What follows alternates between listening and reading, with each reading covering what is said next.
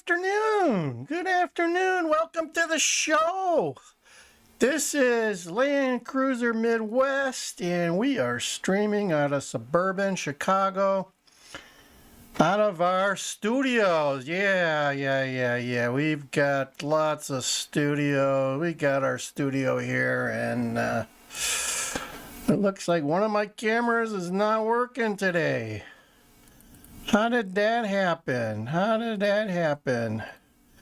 Let's see if we can get that camera working. Can we get it working? Maybe not. My right camera is not working right now. Let's see what we're doing here. Just give me 2 minutes and we'll see if we can get it working. Otherwise, we'll move on. Let's see here.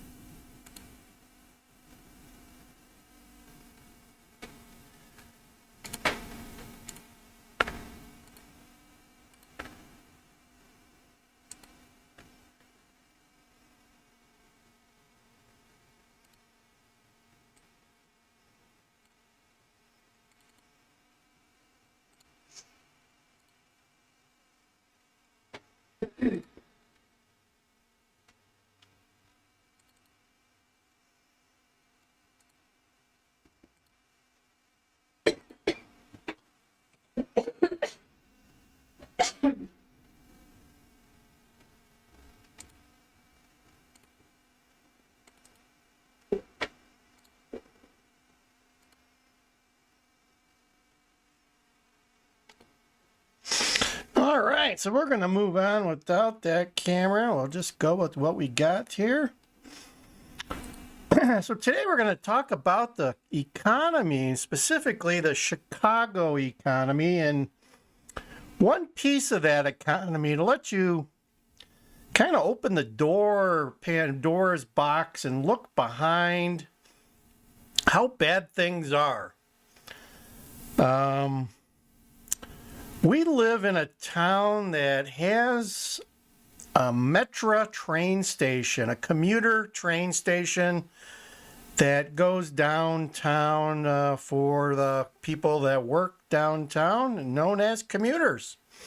So there's all day long and into the evening, there's trains running up and down the tracks, and there's 11 different rail lines spanning out across Chicago, going in every direction, north, south, east, west, and maybe not east, but south and to Indiana, north to, I think you can even get to Wisconsin if you wanted, and west and northwest out into the suburbs. So there's 11 lines, and it's run by a organization or a company called Metro, which was part of the Regional Transportation Authority many years ago, and now it's kind of out on its own, and they have a budget of $384 billion. So that's a hell of a big budget, and all they do is move people around on a daily basis up and down the railroad tracks and take them downtown. So on a given day, they have 281,000 people that go downtown. So there's 281 people, 1,000 people that ride the train every day. Pre-COVID, let's caveat that. So but the problem is, now, a couple of times we've heard from Metro that their ridership was down a decrease of 90%, or let me translate that for you. They only had 10% of the train that normally would.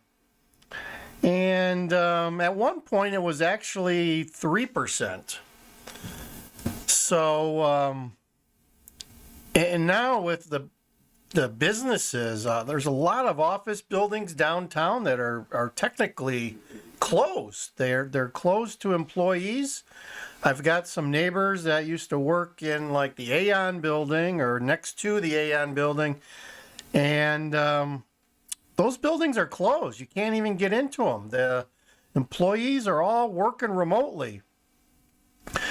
So those people are not riding the train. And if you were riding the train, it's like about $260 from my location here. We're about an hour and a half, hour 45 minutes by the train, depending on what type of train, if you get an express or a normal one. But it's about an hour and a half, hour 50 minutes to get downtown by the train.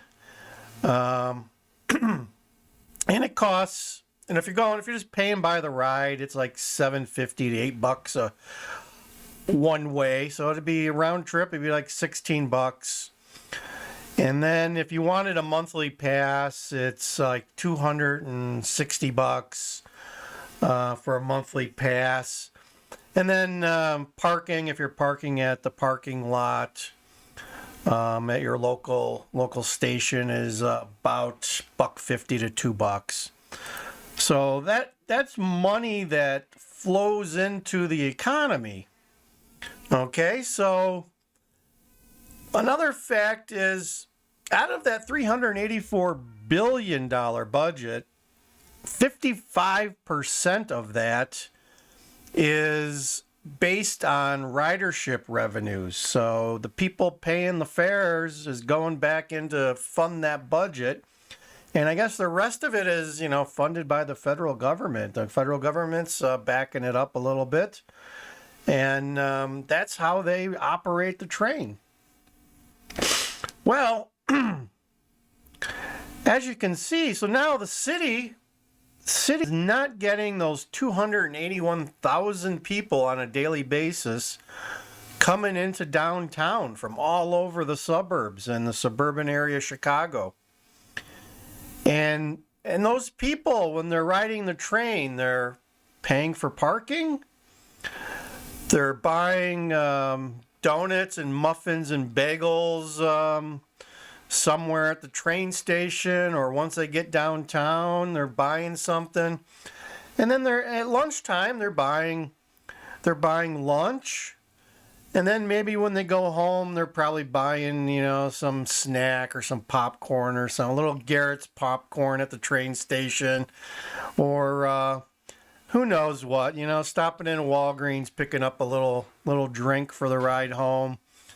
And that's all revenue to the city of Chicago, who also taxes a shitload of those people. I mean, if it's amazing. You should go downtown Chicago and buy something and look at how much you get taxed. I mean, they have, it's not just normal tax. I mean, it's like, I think if you buy something down there, like a consumer product, it's like 20% by the time you get the city, state, and county taxes. But then they also charge you if you want a plastic bag, it's like a dime or something. If you utilize their plastic bag and you don't use your own bag, it's a dime. And if you're buying something in a bottle like this, I think it's like a nickel or something that they charge you because it's plastic. So there's just a lot of taxation down there, and that's all flowing into the city of Chicago's coffers. And since March, Metro has been running a weekend schedule. They're not even running the normal daily schedule because people aren't going down. So they're only running, a skeleton crew on the train. So I assume they laid off people. And I have a friend that works for the Union Pacific, and he works the rail, the normal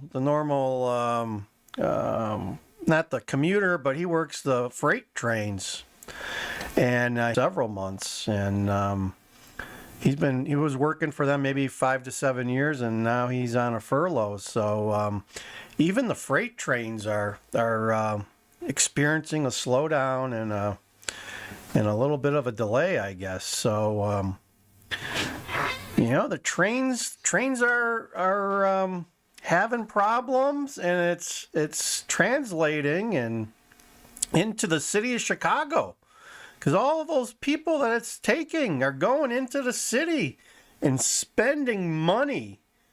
I mean, huge amounts of money. I mean, figure out people are spending $25 just to get downtown and back.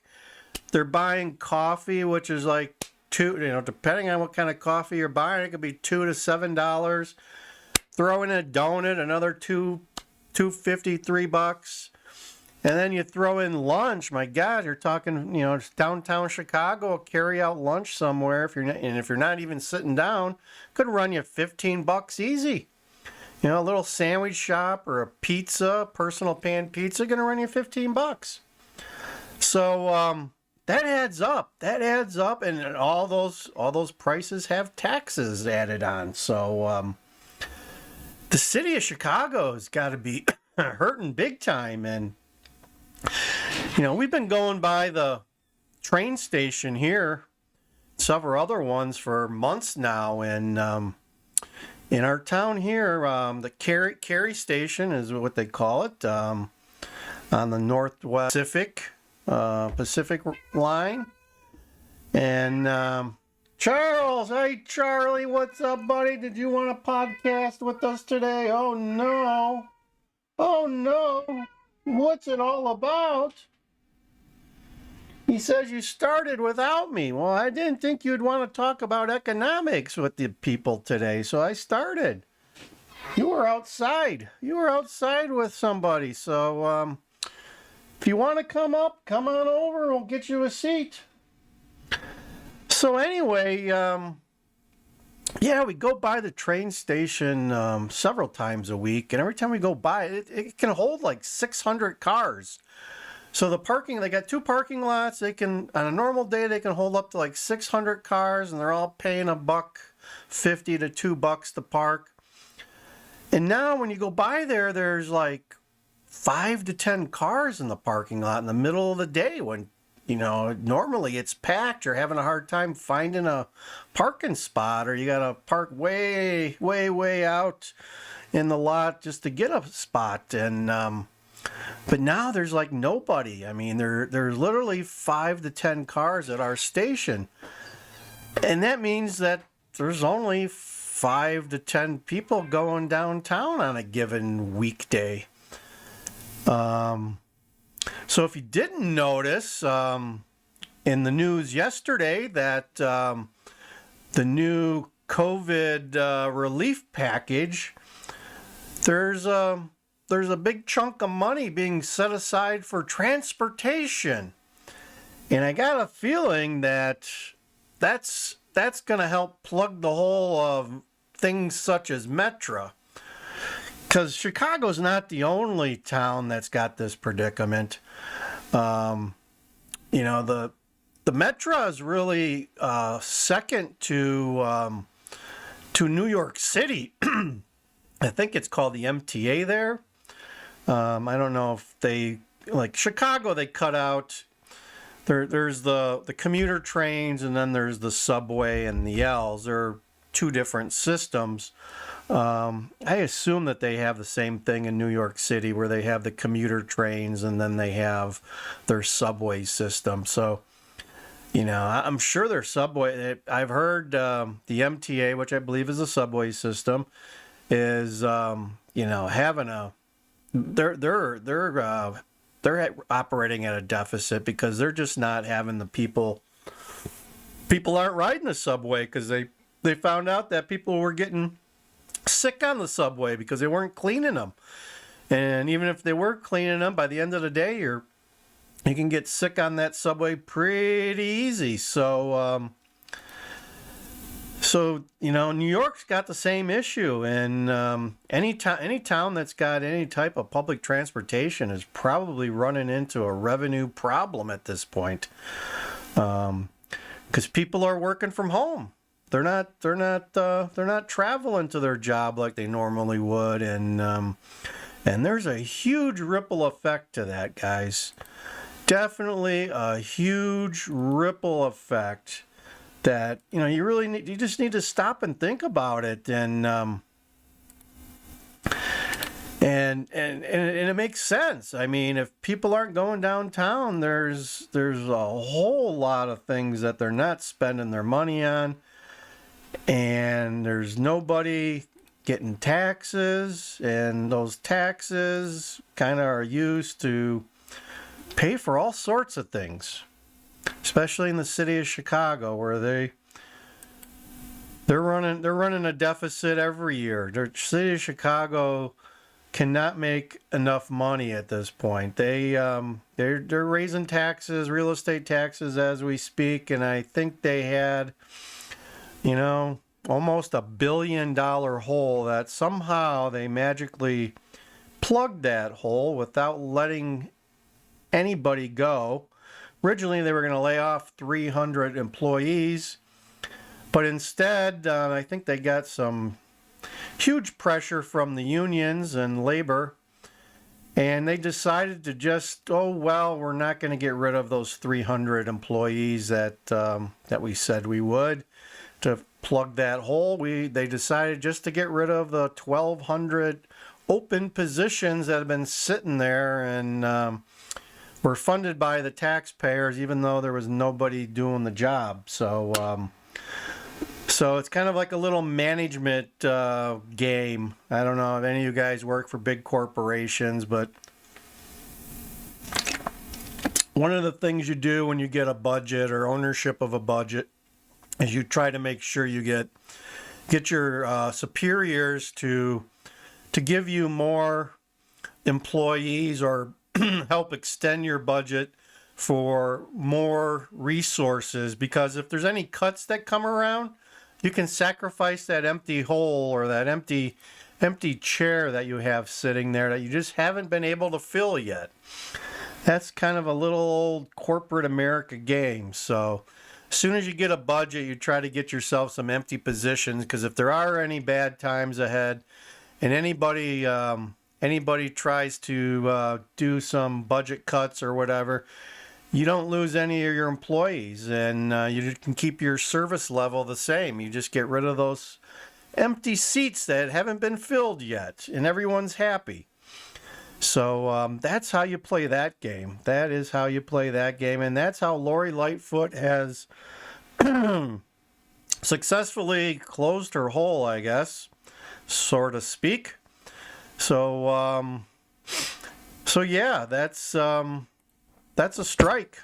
That is a strike-a-roo for her. And if it wasn't a strike, it would be, since we're talking about Metro, we might as well bring the train out. That is the Trump train, my friends. That is the Trump train. I hope you enjoy that. It is sounding strong today. The Trump train is sounding strong. So that's a little bit of economics, I guess. So we've talked a little about the economy, the Chicago economy, and how it's taking it on the nose. And I'm sure there's other ways that the economy is suffering. I haven't been over to Woodfield Mall, which is like one of the largest malls in the Midwest. It's not as big as the Minneapolis Mall of America, but it's up there. It's close. It's got a lot of square footage and a lot of stores, and I haven't been there in a while. I know maybe about 8 weeks ago we were on the fringes of it, and it wasn't packed, and it usually isn't packed in the summer, but when it gets around Christmas time, the parking lot is usually, packed. And to some extent, they're bussing people in from remote parking because the parking lot just gets filled. So I think maybe this week we'll head out that way and just kind of do a drive around and see what the parking lots look like over there, because it is the holiday season, and they should be packing them in. And I got a feeling that it's not the case. And I heard over the weekend that sales in the store, the Black Friday sales, were down 52%. That's like half. They only sold this year. They only sold half of what they did the prior year on Black Friday. Online sales are up. That's a no-brainer there, but the online sales are only up 26%. So that doesn't really make up for that 52% of store sales being down. So, I got a feeling that in the way that, you got to read between the lines here, as Congress is all got their undies in a bunch now about this COVID relief package. I got a feeling that the economic indicators that folks in Washington monitor and look at are probably not looking good right now.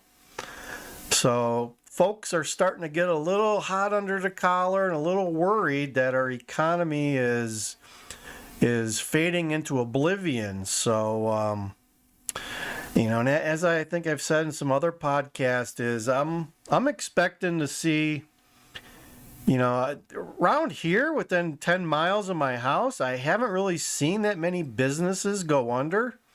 And I don't see that many empty, retail spaces opening up or anything like that.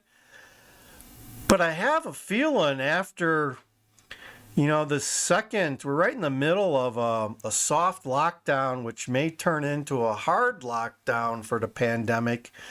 That may change things a bit, and we may see some of the businesses. See you guys up there, how you doing?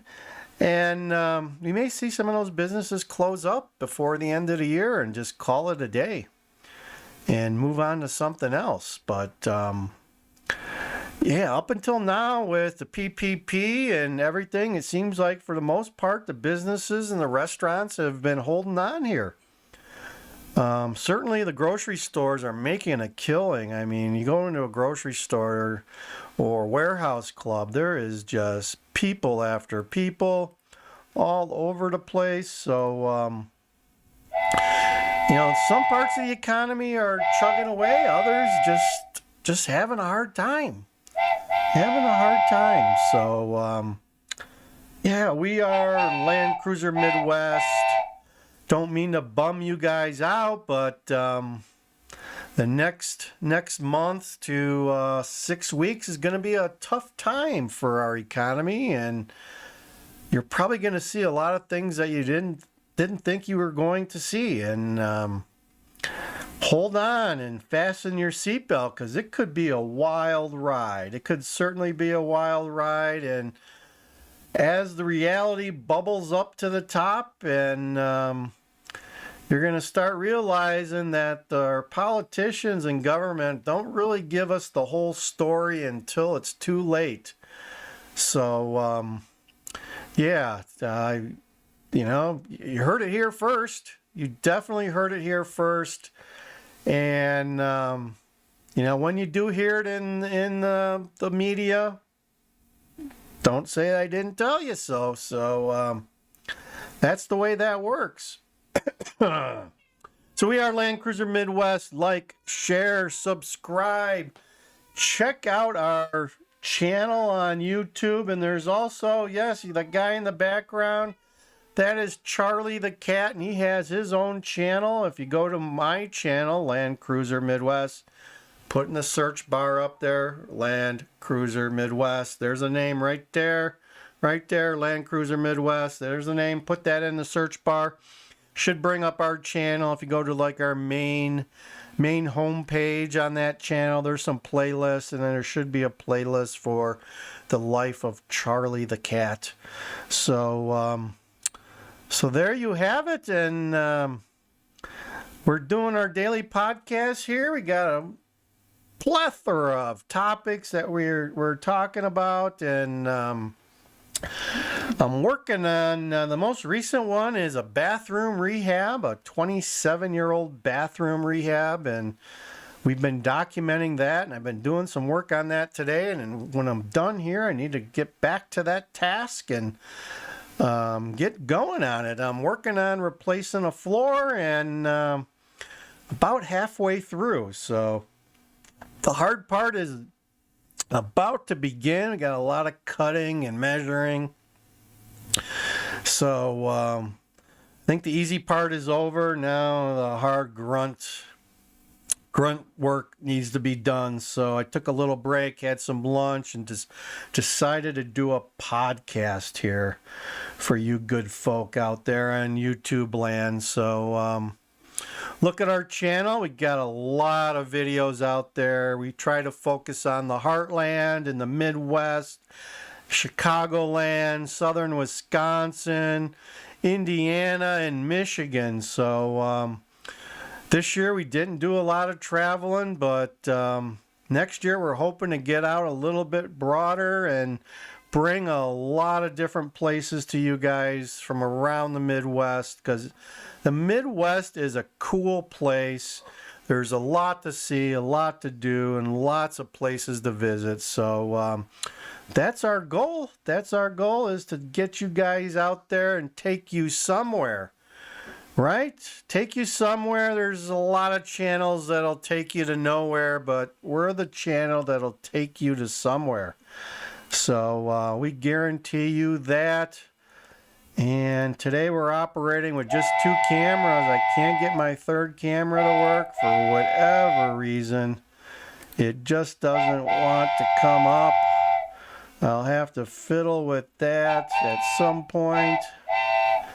Fiddle with that. I hate when that happens, but sometimes, you know, they just don't want to work.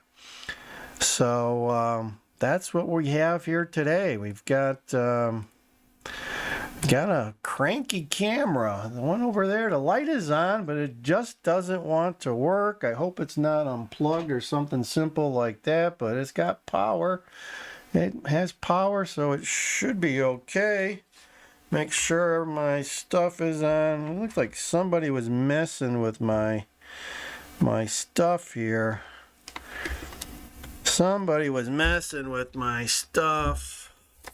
All these cables, I need to get some things fixed, but so that's what we have here. It's Wednesday, it's 3 p.m. and you know, we've got a nice sun today. It's not windy, it's not cold, so it's a good day to get out and do a few things. And there we go. I think I just fixed the camera for you guys. All right, let's show our other view there. There we are. Hey, Land Cruiser Midwest. Woo. So we're up. We got all 3 cameras up and running. Just for us at the end here, we do our 1, 2, 3 click, and we end the podcast is how we normally do it. So I hope I brought you guys a little understanding of economics today and how it makes the world go round, and better understanding of our Metra commuter rail system and how it feeds our economy, at least the economy of downtown Chicago for sure. So take that home with you, and taught you something. You learned something today. You have learned. As my mama would always say, you learned.